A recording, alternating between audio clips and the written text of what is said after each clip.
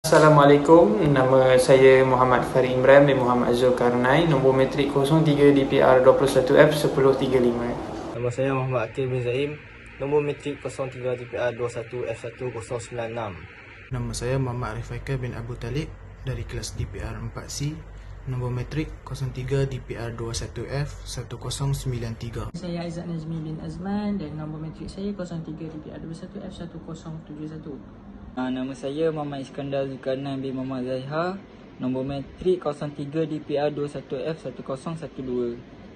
Jadi hari ini saya akan membentangkan dan menerangkan tentang consumerism in Malaysia, which is related with government agency and non-government agency. So untuk government agency, kita sebagai pengguna dilindungi oleh kuat kuasa undang-undang yang dikawal oleh beberapa agensi kerajaan. Sebagai contoh agensi kerajaan tersebut ialah Kementerian Perdagangan Dalam Negeri dan Hal Ehwal Pengguna, KPDN HEP.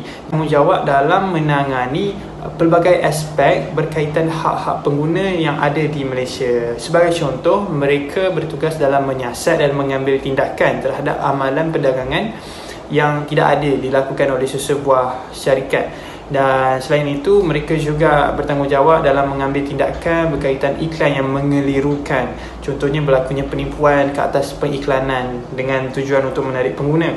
Dan mereka juga bertanggungjawab dalam menangani manipulasi harga yang dilakukan oleh sesebuah syarikat. Seterusnya ialah non-government agency, which is non-government agency ni terdapat beberapa agensi bukan kerajaan yang tugas dia dan peranan dia adalah untuk menjaga keselamatan hak pengguna tersebut. Mereka akan bekerja seiring dengan government sendiri, tapi mereka bukan di bawah kerajaan Malaysia.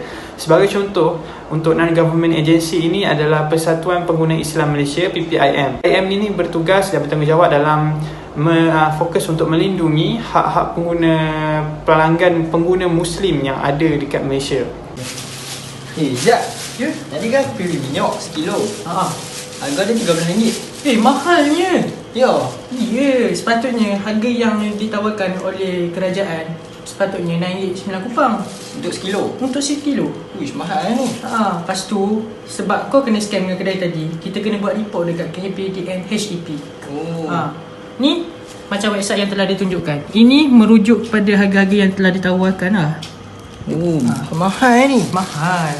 Yang kau beli ni harga untuk 2 kilo. Farid, tadi aku bawa beli ubat. Penjual tu cakap ada tanda halal, produk ni halal.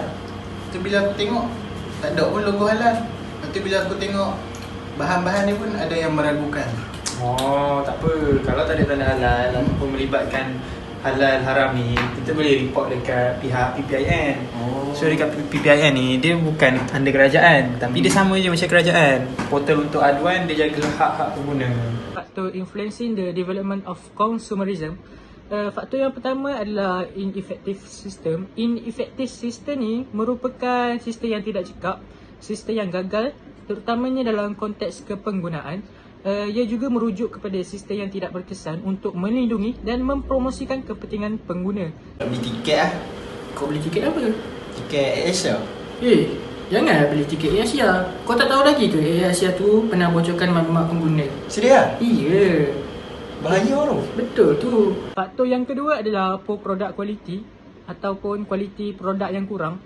Faktor yang menyebabkan pengguna tidak berpuas hati dengan kualiti produk atau perkhidmatan. Itu aku beli slipper ni online lah. Lepas tu tadi baru sampai. Kalau tahu produk dia macam ni, berkualiti langsung. Beza teruk kan? Beza teruk. Perkara yang ketiga adalah insufficient information, maklumat yang tidak mencukupi. Faktor tidak tepat, tidak jelas dan tidak benar maklumat tentang produk atau perkhidmatan. Ni ubat tinggi, dia cakap lepas 1 minggu penggunaan badan akan jadi tinggi. Ya, aku rasa maklumat dia bagi tu tak lengkap. Mungkin ada faktor-faktor lain yang boleh buat ubat ni kesan. Lepas tu faktor genetik apa, badan ke. Untuk yang keempat, bagi faktor misleading advertisement ataupun iklan yang mengelirukan. Faktor pengiklanan yang mengelirukan yang menjadikan pengguna tidak percaya. Kebanyakan pengguna hanya akan mengabaikan iklan. Seperti contoh, tiket penerbangan percuma. Percuma penerbangan ke Dubai. Mana saya? Ni. Betul ke ni percuma? Tu aku tak tahu. Tak boleh ni, tipu ni. So yang terakhir bagi subtopik ini adalah unresponsive marketing institution. Institusi pemasaran yang tidak responsif. Maksud dia keadaan sistem pengiklanan yang menjadikan pengguna berasa tidak selesa dan mengganggu mereka. Kau siapa hari? Aku call company ni yang jual barang produk yang aku nak beli tu. Lepas tu dia pakai AI pula. Jadi kalau aku call tu dia cakap satu untuk ke sini, dua untuk ke sini. Jadi leceh lah, aku tahu lah. Consumer right merupakan hak yang direka khas untuk melindungi pengguna daripada dimanipulasi oleh penjual. Undang-undang juga diwujudkan oleh kerajaan untuk melindungi hak pengguna. Consumer right terbahagi kepada 7. Salah satunya ialah right to safety. Right to safety iaitu hak untuk keselamatan adalah aspek penting hak pengguna yang memastikan pengguna dilindungi daripada produk dan perkhidmatan yang berbahaya. Kerajaan menetapkan piawaian dan peraturan keselamatan untuk melindungi pengguna daripada produk yang berpotensi berbahaya. Seterusnya ialah right to be informed, iaitu hak untuk dimaklumkan. Ialah hak pengguna penting yang menekankan akses kepada maklumat yang tepat dan telus berkenaan produk, perkhidmatan, harga dan butiran lain yang berkaitan. Pengguna mempunyai hak untuk menerima maklumat yang tepat dan lengkap tentang produk yang mereka anggap beli.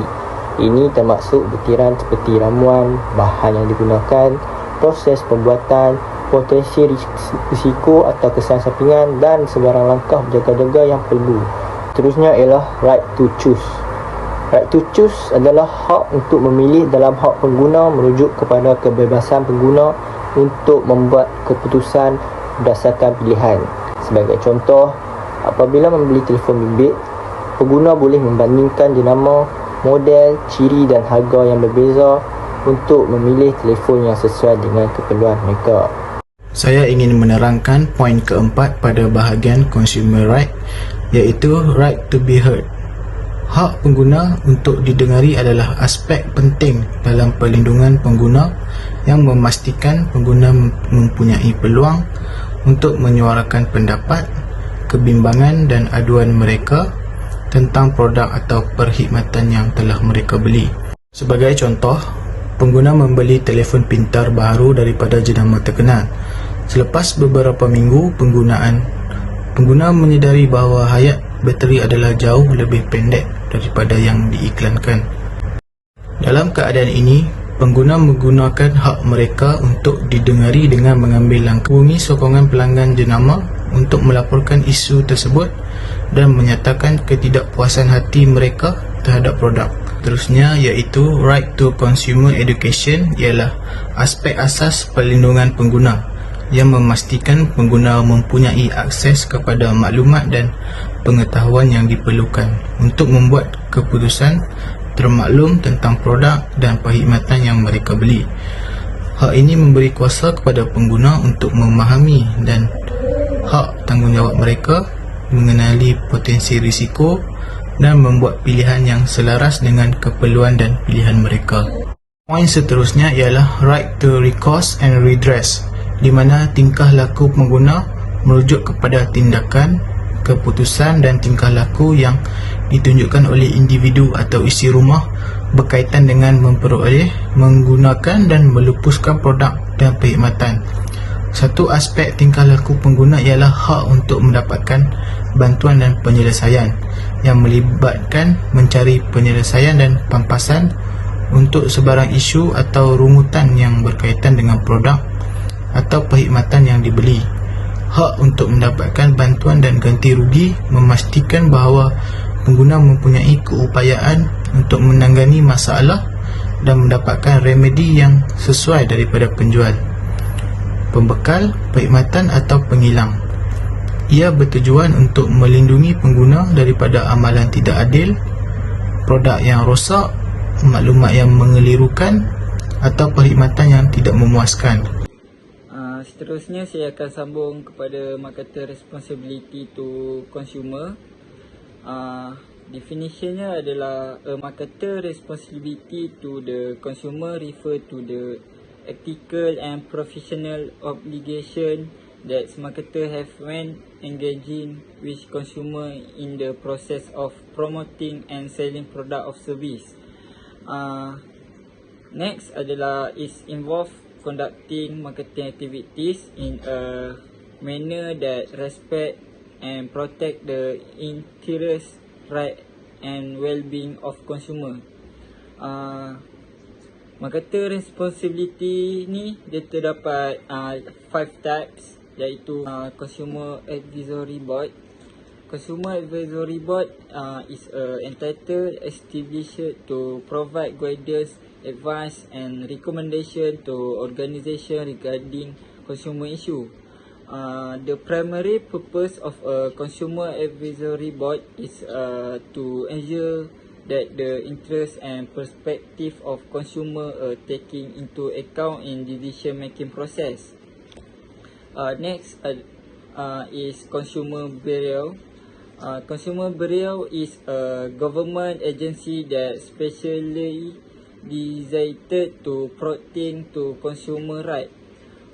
And the primary focus of a Consumer Bureau is to enforce consumer protection law and ensure fair. Number 3 is consumer education. Consumer education is consumer education, the purpose process of providing consumer with knowledge, skill and resources to make informed decision and exercise the right as consumer. And number 4 is corrective advertising. Corrective advertising refer to the practice of required company to publish advertisement to rectify previous misleading made in the marketer material. And lastly is affirmative disclosure.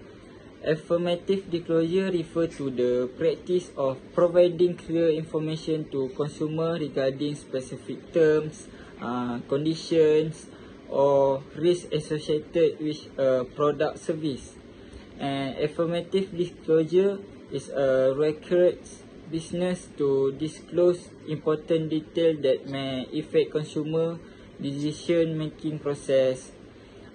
Itu saja daripada kami. Sekian, terima kasih.